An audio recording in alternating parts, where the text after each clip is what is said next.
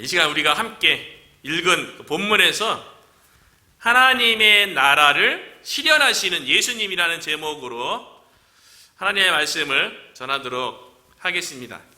예수님께서 요단강에서 세례 요한에게 세례를 받을 적에 하늘에서 성령님이 비둘기처럼 예수님에게 임했죠. 이걸 통해서 예수님이 메시아라는 것을 보여줬고, 또 하늘의 음성이 있어서 이는 내 사랑하는 아들이요 내 기뻐하는 자라. 이걸 통해서 예수님이 하나님의 아들이시라는 것이 공식적으로 선포되었어요. 예수님은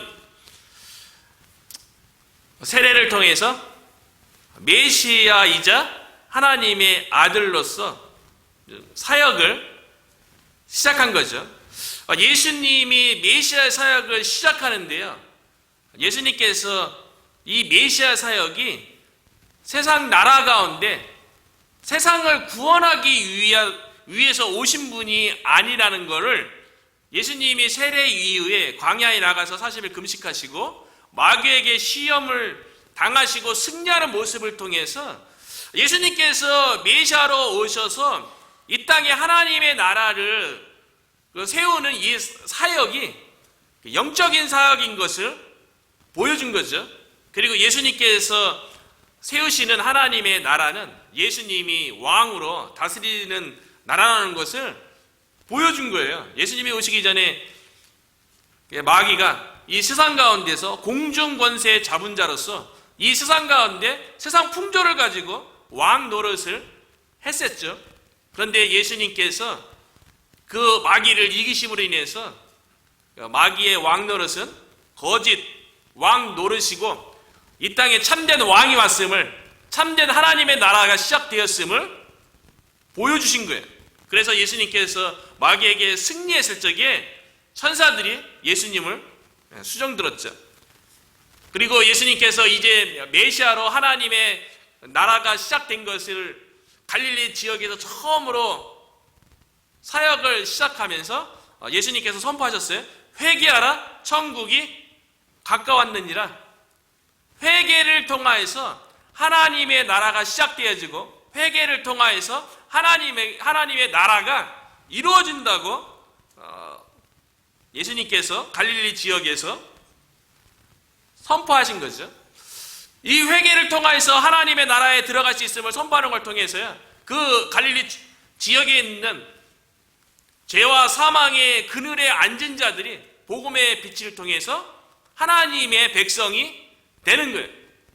하나님의 나라에 예수님이 왕으로 다스리시고요, 복음을 통하여서 하나님의 백성이 하나님의 나라 가운데 들어오게 되는 거죠. 이 하나님의 사역을 위해서 예수님께서 갈릴리 해변에서 4명의 제자를 부르셨어요.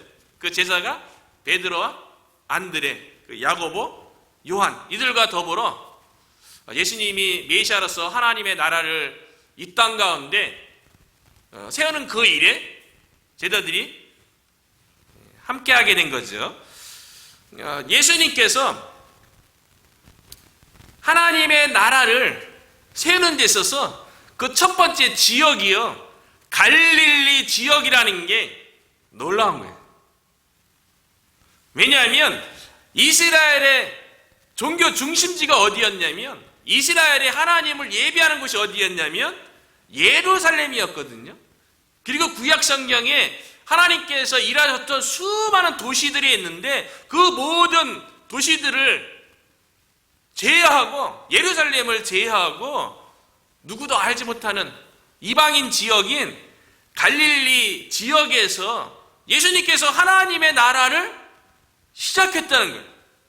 공간복음이 다 그래요.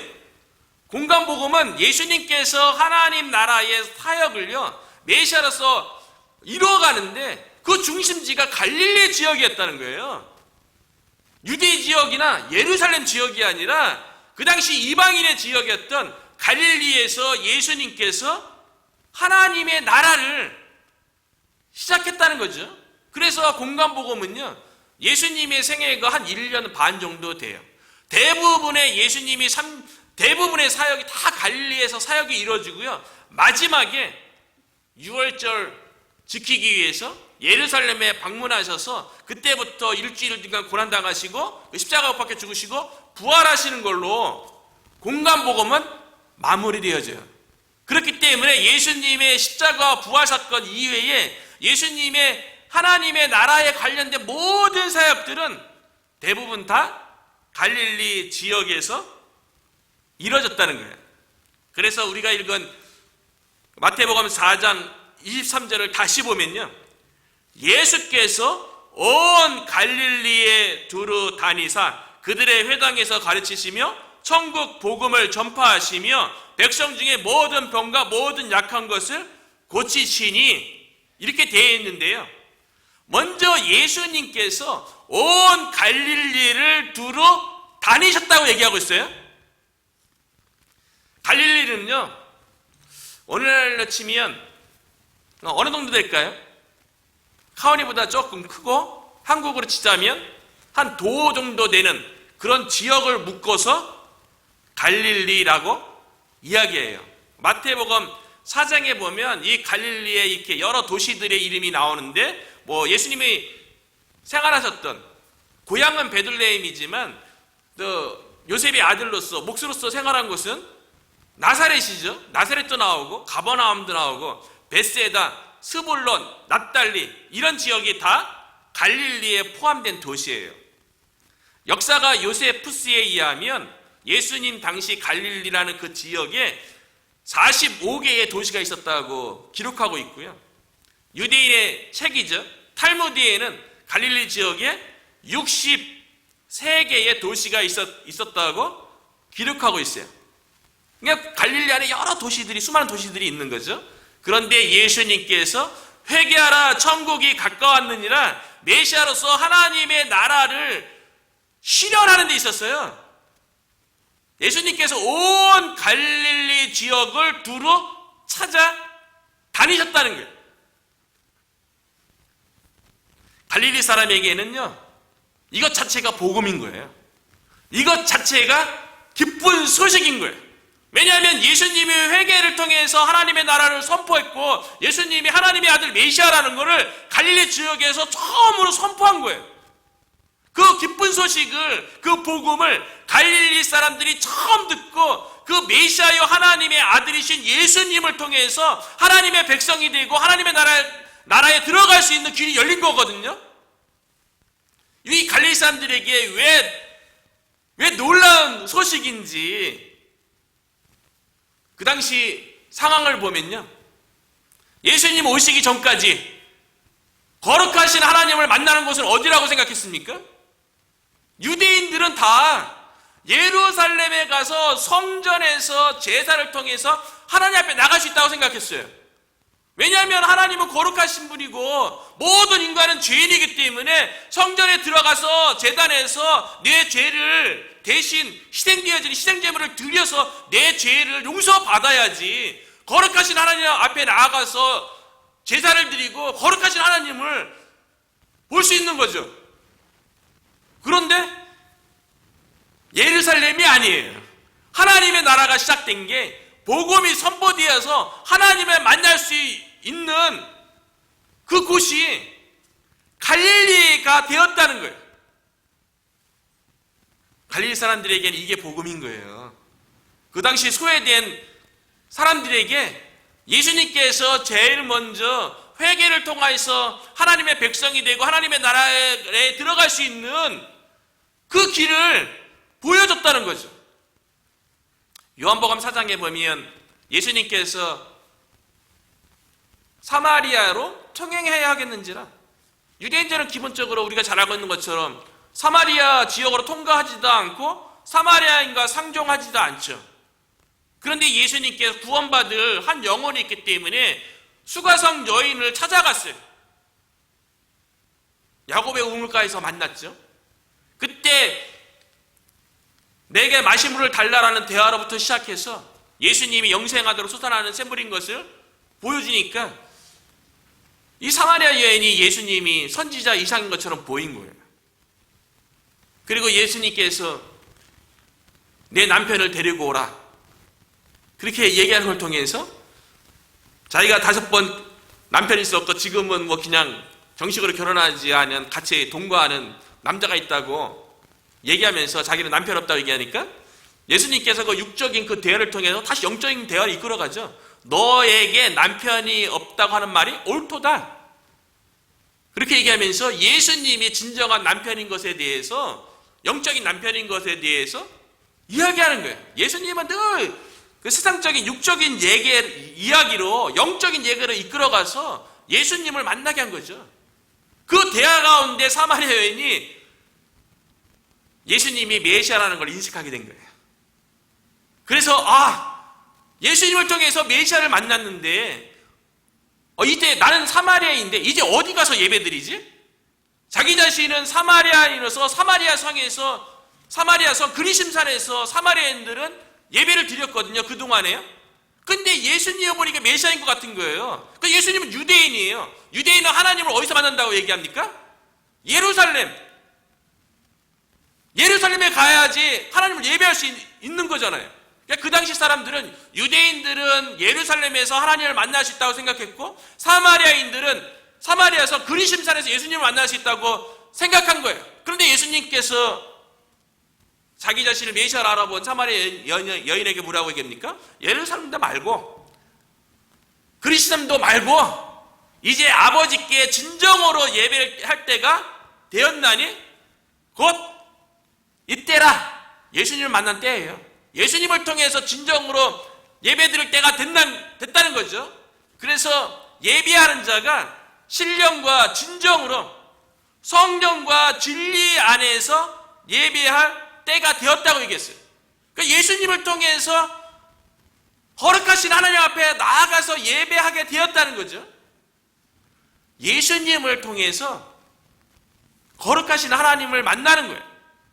그런데 그 예수 그리스도를 통해서 하나님을 만나고 하나님의 백성이 되고 하나님의 나라에 들어간다는 이 기쁜 소식이 예루살렘에서도 아니고요, 사마리아인들에게 그렇게 중요하게 여기는 그 그리심산도 아니고 갈릴리 여기저기 도시 가운데 그것도요, 갈릴리 백성들이 예수님께 온 게 아니에요.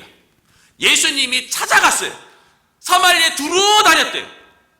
예수님이 찾아가서 만나주셔서 하나님 백성이 되게 했다는 거예요. 이게 은혜죠. 우리가 예수님 찾아가서 만났습니까? 아니죠. 나중에 다 되돌아보니까요, 하나님께서 우리를 만나기 위해서, 저를 만나기 위해서 모든 상황과 환경을 만들어서 예수님이 찾아왔음을, 우리가 예수님을 인격적으로 만나게 되면 다 고백을 하게 되는 거 아니에요? 우리가 믿은 것 같고 우리가 예수님을 찾았던 것 같은데 알고 보니까 그것조차도 다 하나님의 은혜였고 예수님이 우리를 찾아줘서 만나 주셨기 때문에 우리가 하나님의 자녀가 되고 하나님을 만날 수 있게 되었던 거죠. 찾아가는 거예요. 이게 우리에게 많은 일들을 시사하는 바가 있죠. 예수님이 이 땅 가운데 하나님의 나라를 실현하는 데 있어서요, 누군가가 찾아오기를 기다렸던 게 아니에요. 다녔다는 거죠. 갈릴리를 두루 다니사.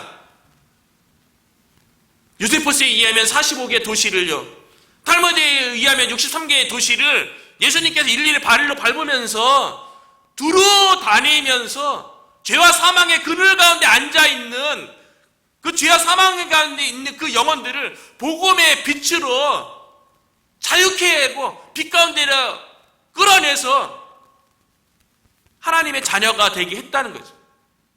하나님을 만날 수 있도록, 하나님의 나라에 들어갈 수 있도록 했다는 거죠. 우리가 주님의 몸된 교회를 세우고 우리를 통해서 우리 안에 이미 이루어진 하나님의 나라를 이 지역 가운데 선포하고 확장하는데 우리가 쓰임받기를 원하는 거 아닙니까? 예수님처럼, 예수님이 먼저 모범을 보이셨어요. 갈릴리에 두루 다니시며 그 당시에 소외되고 이스라엘의 변방 지역을,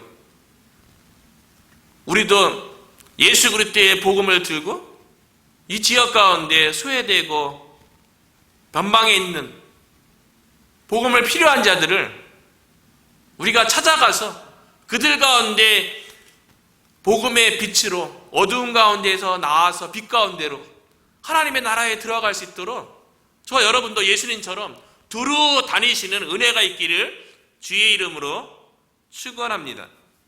예수님께서 두루 다니시면서요, 구체적으로 하나님의 나라를 어떻게 이루셨는지에 대해서 우리가 읽은 23절을 다시 보면요, 예수께서 온 갈릴리에 두루 다니사 그들의 해당에서 가르치시며, 하나님의 나라를 어떻게 실현시켰냐면요, 해당에서 가르치시는 사역으로요. 티칭 사역이죠. 그리고 천국 복음을 전파하시며, 프리칭 사역이죠. 선포 사역이요. 그리고 백성 중에 모든 병과 모든 약한 것을 고치시니, 영어로는 힐이에요. 힐링 사역으로 예수님 찾아가서 고쳐주신 거죠. 오늘날로 치면 신방 사역이라고 볼 수 있죠. 그 성도 간의 교제 사역이라고 볼 수 있죠.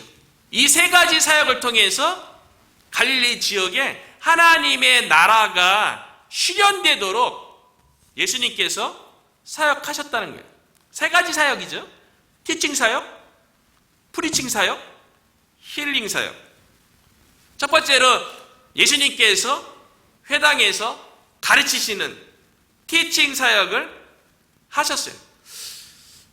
예수님 당시 유대인들에게 있어서 종교 생활에 있어서 중요한 기능을 하는 두 곳이 있었죠. 한 곳은 성전이고요, 한 곳은 회당이에요. 회당은 이스라엘 백성이 바벨론 포로로 잡혀갔을 적에 70년 동안 그들이 포로 생활 가운데, 고난 가운데 우리가 왜 하나님의 백성이 바벨론의 포로로 잡혀서 이 고난 가운데 있는가, 성경을 연구하기 시작했죠. 이때 이제 구약 성경이 만들어지기 시작한 거죠. 또 그 당시에 이스라엘의 주석서들이 만들어지고요, 탈무드가 만들어지기 시작한 거예요. 그렇기 때문에 해당은요, 바벨론에서부터 성경을 연구하면서 회당이 이제 시작되어지는데요, 회당은 성경을 가르치는 사역을 중심적으로 한 거고요, 성전은 하나님을 예배하는, 제사 드리는 그런 기능하는 사역을 감당했던 거죠. 그래서 예수님 당시에는요, 유대인이 있는 곳은 이스라엘 전체 지역뿐만 아니라 디아스포라 유대인이 있는 곳에는 대부분 다 회당이 있었어요. 오늘날에도 마찬가지죠. 제가 올랜도 살 때도 보니까 유대인들이 모여 사는 그 지역에 보니까요, 시나고게하고 회당이죠, 학교가 같이 있더라고요. 대부분 유대인들은 이렇게 모여 살면 자기네들의 성경을 이렇게 가르칠 수 있는 탈무드라든가 자신들의 신앙에 대해서 가르칠 수 있는 회당을 세우죠. 여기도 있는 것 같아요. 여기도 회당이 락빌에서 봤어요. 예수님께서 회당에서 가르치시는 사역으로 하나님의 나라를 실현하셨어요. 마태복음에는 그냥 간단하게 회당에서 가르치시며 라고 되어 있고요, 누가복음 4장에는 그 초창기 갈릴리의 사역에 대해서, 이 회당에 대해서 좀 더 구체적으로 누가복음 4장에 기록되어 있어요. 누가복음 4장에 보면요, 16절부터 20절에 보면 이렇게 기록되어 있어요. 예수께서 그 자라나신 곳 나사렛에 이르사, 나사렛은 갈릴리의 한 동네죠. 안식일에 늘 하시던 대로 회당에 들어가서 성경을 읽으려고 서심해 선지자 이사야 글을 드리거늘 책을 펴서 이렇게 기록된 자를 찾으시니, 곧 예수님께서 나사렛에 있는 회당에서요, 이사야서의 말씀을 펴갔고요, 읽은 구절이요, 주의 성령이 내게 임하셨으니 이는 가난한 자에게 복음을 전하게 하시려고 내게 기름을 부으시고 나를 보내사 포로된 자에게 자유를, 눈먼 자에게 다시 보게 함을 전파하며 눌린 자를 자유롭게 하고 주의 은혜의 해를 전파하게 하려 하심이라 하였더라. 책을 덮어 그 맡은 자에게 주시고 앉으시니 해당에 있는 자들이 다 주목하여 보더라. 이사야 선지자가 예언된 그 말씀을 예수님이 성취하게 오셨다고 이사야 말씀을 통해서 가르치시는 거예요. 예수님을 통해서 포로된 자는 자유를 얻는 거고요, 눈먼 자들은 눈을 뜨게 되는 거고요, 눌린 자들은 자유를 얻게 되고요, 주의 은혜를 입는 그런 은혜의 해가 시작됐다는 거죠. 예수님께서 해당에서 하나님의 말씀을 가르치는 것을 통해서 하나님의 나라가 실현되고 있다는 것을 가르치셨어요. 말씀을 통해서 하나님의 나라가 이루어지는 거죠. 복음을 통해서 하나님의 나라가 이루어지는 거죠. 그래서 마태복음 13장에 보면 천국 비유에 관련된 여러 가지 내용들이 나오죠. 그 중에 대표적으로 두 가지만 보자면, 천국은 겨자씨와 같다 그러죠. 겨자씨는 씨 중에 가장 작은 씨 아닙니까? 그런데 그 씨가 자라고 나무가 돼서 열매가 맺는 거죠. 겨자씨가 점점 자라는 거죠. 하나님의 나라는요, 겨자씨와 같은 하나님의 말씀, 겨자씨와 같은 이 복음이요, 되게 작아 보이지만, 연약해 보이지만 이게 점점 자라는 거예요. 그리고 나중에 나무가 되고 열매를 맺게 된다는 거죠. 말씀을 통해서 하나님의 나라가 이루어지는 거예요.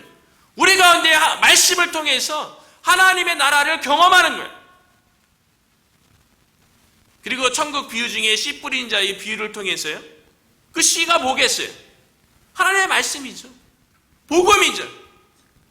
우리가 지금 복음에 대해서, 하나님의 말씀에 대해서 이 지역에 뿌리려고 전도지도 하고 초청장도 발송하려고 하는 거 아닙니까?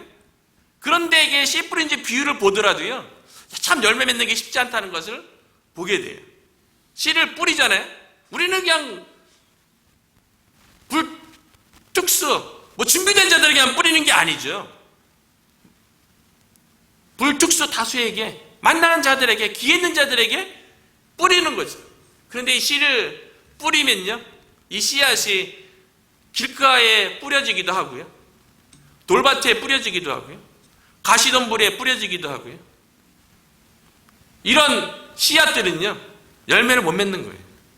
어쩌면 우리 주변에 있는 이 몽고메리 카운티에 있는 사람들의 마음의 밭이요, 어쩌면 길가밭, 돌밭, 가시덤불밭이 더 많은지도 모르겠어요.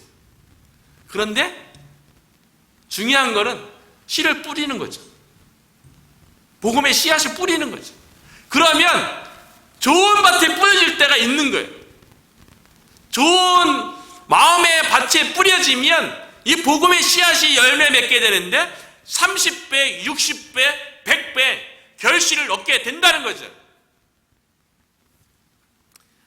지난번에도 한번 나눴는데, 그 이전에 한 2달 전인가요? 안야산 기도원에 가서 그 목회자 세미나에 참석했는데요, 많은 어르신들이 오셨어요. 이 메릴랜드하고 버지니아 지역에서 이민 초창기 때 이제 다 목회들 하시고 은퇴하시는 그런 목사님들인데, 그 얘기하다 보니까 그분들이 복음에 대한 열정 있는 그런 분들이 공통적으로 얘기하는 것 중에 하나가요, 최근에도 또 어느 목사님과 대화하는 가운데도 같이 또 비슷한 얘기를 나누게 되었는데, 하나님의 사역은 꾸준한 게 중요하다고. 어르신들도 그렇고요, 복음에 대해서 열정 있는 사람들은요, 꾸준한 게 중요하다고 다 그렇게 말씀들 하시더라고요. 꾸준히 씨를 뿌리다 보면 좋은 밭을 만나게 되는 거죠. 올 한 해 동안 정말 하나님의 은혜 가운데 꾸준히 복음의 씨앗을 뿌리는 우리의 사역 가운데 좋은 밭을 만나는 그런 은혜가 있었으면 좋겠어요. 그 우리가 어떻게 찾을 수가 없잖아요. 하나님께서 인도해 주셔서 만나게 해주셔야죠. 이것 때문에 우리가 새벽에 특별히 기도하는 거 아닙니까? 그래서 비록 작아 보이는 이 씨앗이 좋은 밭을 가진 사람들에게 30배, 60배, 100배의 결실이 나타나는 그런 은혜가 우리 가운데 있었으면 좋겠습니다.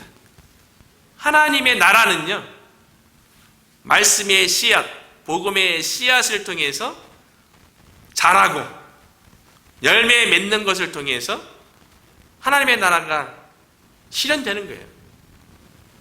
그리고 하나님의 나라가 확장되는 거죠.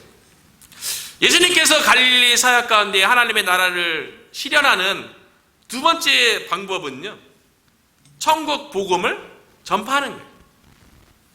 프리칭 사역이죠. 전파했다는 것은 성경 원문의 의미는 선포에 가깝습니다. 그래서 어떤 성경에는, 영어 성경에는 이 설교라고 번역을 했어요. 천국 복음은요, 선포예요. 예수 그리스도의 복음은요, 선포하는 거예요. 이해시키거나 납득시키는 게 아니라는 거예요. 가르치고 그런 게 아니라는 거예요. 천국 복음에 대해서는 선포하는 거예요. 받아들이고 안 받아들이고는 하나님의 주권 가운데 달려있는 거죠. 우리가 할 일은 그냥 천국 복음에 대해서 선포하는 것 뿐이에요. 사도 바울이 고린도 전서에서 고린도 교인들에게 얘기한 것처럼요, 나는 심었고 아볼로는 물을 주었을 때 오직 자라나게 하시는 분은 하나님이시니라. 우리가 복음의 씨앗을, 복음에 대해서, 천국 복음에 대해서 선포하면 하나님께서 준비된 영혼들 가운데 열매 맺게 하시겠지. 그 열매 맺는 영역은 하나님의 영역이고요, 선포의 영역은 우리의 영역인 거예요. 마태복음 24장 14절에 보니까요, 예수님께서 마지막 때에 제자들에게, 교회에게 하신 말씀이에요. 이 천국 복음이 모든 민족에게 증언되기 위하여 온 세상에 전파되리니 그제야 끝이 오리라. 예수님이 다시 오시겠다 약속했는데요, 천국 복음이 온 세상에 다 전파되어야지, 선포되어야지 예수님이 오신대요. 온 세상에 모든 사람이 예수님 믿어야지 예수님 온다는 게 아니고요, 모든 사람들이 천국 복음에 대해서 들을 수 있도록 선포되어야만이 예수님이 다시 오시겠다고 말씀하시는 거예요. 그래서 오순절 성령 강림 사건을 통해서 마가의 다락방에 모여서 합심해서 기도했던 120명의 성도들이 하늘로부터 임하는 불의 혀 같고 급하고 강한 바람 같은 성령을 각 사람에게 임하는 그 은혜를 체험하니까요, 성령 충만해서 담대한 가운데 유대인들의 최고의 종교 기구였던 사내들인 공회에서 예수님의 이름으로 말하지도 말고 예수 그리스도의 도도 전하지 말라라고 판결을 내렸음에도 불구하고 초대교회 성도들은요, 담대함으로 천국 복음이 온 세상에 전파되어야지 주님이 다시 오시잖아요. 그 열망을 가지고 초대교회 성도들은요, 담대함으로 모든 박해와 모든 핍박 가운데 세상에 나가서 천국 복음을 전파했던 거죠. 이것이 초대교회 성도들만 감당할 일입니까? 아니죠. 아직까지도 주님은 오시지 않았어요. 주님이 오실 날은 점점 가까이 오고 있는데 초대교회처럼 우리들도 프리칭 사역, 천국 복음에 대해서, 우리 상황에 대해서 초대교회 때가 더 힘들지 않았겠어요? 오늘날 우리들도 복음 증거하는데 힘들다고 다 얘기하죠. 세상 문화 때문에. 초대교회만 하겠습니까? 아예 복음 전하는 것을 금지했던 초대교회 상황보다는 우리가 더 낫죠. 그래도 천국 복음을 선포하는 이 사역을 우리 교회가 저와 여러분이 잘 감당하여서 예수님이 하나님의 나라를 실현하는 것처럼 그 예수님의 사역을 우리가 본받아서 우리 가운데도 우리를 통하여서 천국 복음을 선포하는 이 사역을 통하여서 우리 가운데, 우리 주변 가운데 하나님의 나라를 실현해 가는데 저와 여러분이 쓰임받기를 주의 이름으로 축원합니다. 그 세 번째 예수님께서 하나님의 나라를 실현하기 위해서 하신 사역은요, 모든 병과 약한 것을 고치셨다는 거예요. 힐링 사역이죠. 백성 중에 모든 병들, 육신의 질병을 얘기하는 거죠. 예수님 당시에는 예수님께서 질병의 병이 그 사람을 지배해서 고통을 가져다 주는 거 아닙니까? 그런데 예수님이 예수 그리스도의 복음의 빛이 그 병에서 힐링, 치료되어서 예수님이 그 병든 사람을 다스리게 되는 하나님의 나라가 임한 거죠. 질병 고침을 통해서 하나님의 나라가 그 사람에게 임하게 하는 거예요. 그리고 두 번째는 모든 약한 것을 고치셨대요. 마음의 약한 것, 영혼의 아픔, 약한 부분들, 우리의 연약한 부분들에 대해서 고치는 것을 통해서 하나님의 나라가 이루어지도록 하셨대요. 그 예수님의 이 힐링 사역을 하나님의 나라가 이게 실현되는데요. 24절에 좀 더 예수님의 힐링 사역에 대해서 구체적으로 또 언급했어요. 24절에 보면 그의 소문이 온 수리아에 퍼진지라 사람들이 모든 앓는 자 곧 각색 병과 고통에 걸린 자, 귀신 들린 자, 간질하는 자, 중풍병자들을 데려오니 저희를 고치시더라.